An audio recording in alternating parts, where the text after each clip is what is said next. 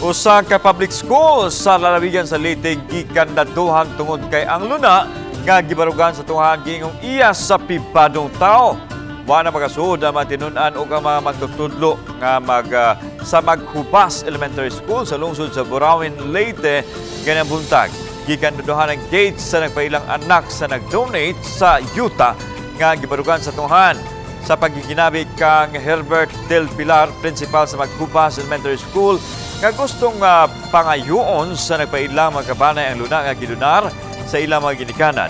Nagparug lang ang mga tinun-an o ang mga magtutudlo sa gawas sa tungaan nga naghuwat nga mabuksan ang tungaan. Yablehan inoon ang gate sa tungan uman midangop ang principal sa kapulisan o sa barangay. Matod sa DepEd Regional Office 7 nga gikahinabi na sila sa nagpailang na nag-iya sa luna aron mahilot kung kinsa ang nanag-iya sa luna.